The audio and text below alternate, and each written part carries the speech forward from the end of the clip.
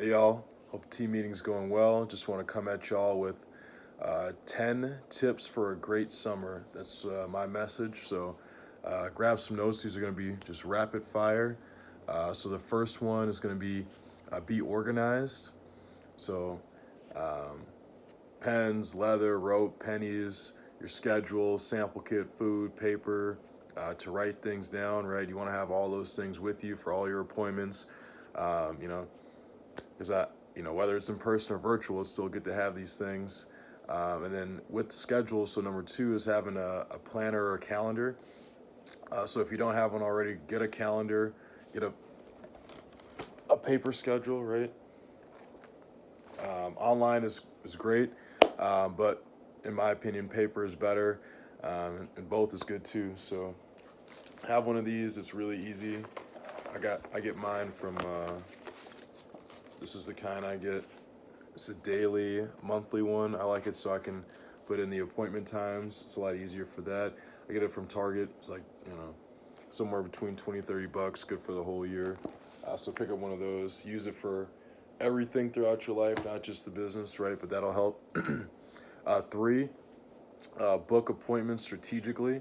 So if you are driving for your appointments and you have to drive to different places, what makes the most sense is to do the furthest appointment first, and then kind of work your way backwards. So that way you're not like, I don't know, your last appointment isn't like an hour away, then you gotta drive an hour back home, right? You want to set it up to, get back, right? So you're not and you're burning less gas. That way you're going back and forth.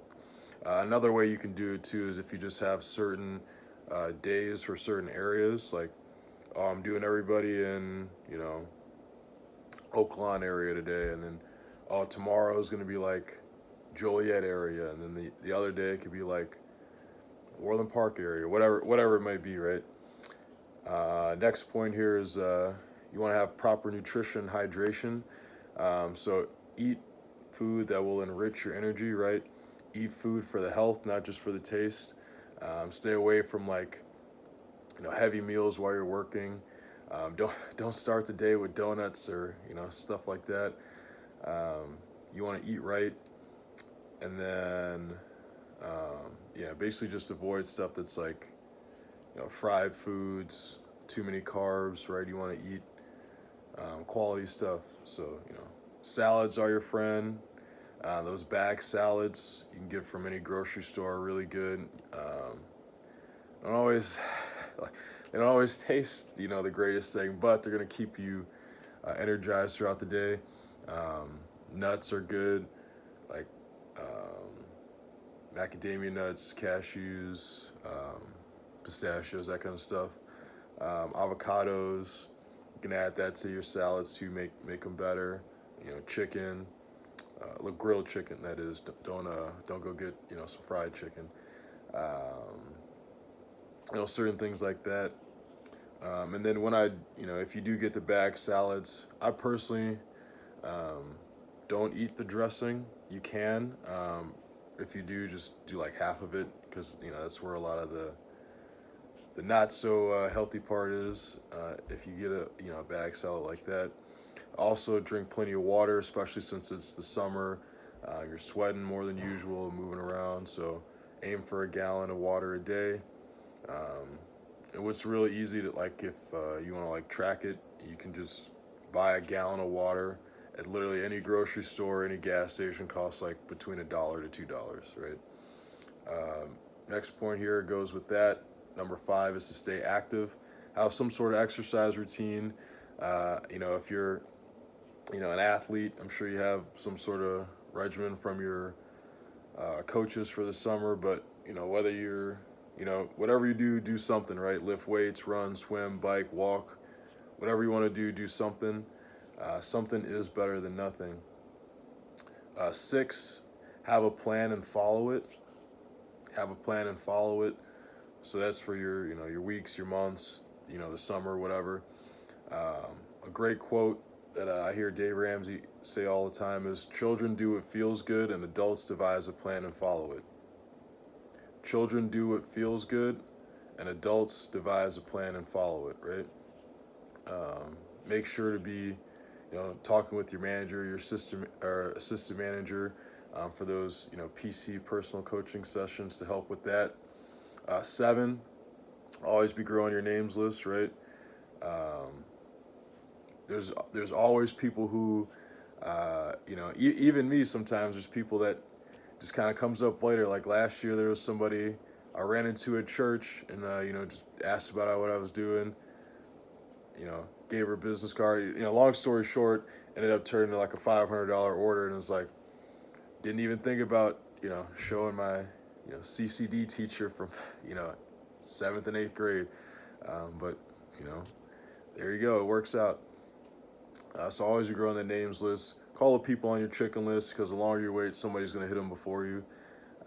And then memorize your recommendation approach, and then you're going to get lots of recommendations. So that is key. 8, have a service first mindset with your clients. So always be thinking, how can I help them, and not just how can they help me, right? Um, you always want to have their needs in mind, right? And helping them get more Cutco is going to be beneficial to them because they're going to have the right tools to do things. It's going to be a much better experience. They're going to be in and out of the kitchen, right? Things like that. Number 9 is get good at closing and make your clients feel good. So the better you are at closing, the more clients you're going to have now. So the more clients you build today, the more clients you have in the future. So if you have a long-term vision for this and you're planning on doing this, the rest of the year, next couple summers, throughout college, you even want to make this a career, the more customers that you have, the better off you'll be because, in the future, you'll be able to service them. They'll give you referrals and, you just build a bigger base from there, right? Just like any other business, right? The more clients, the better you are off, all right? And then number 10 is to show gratitude, right?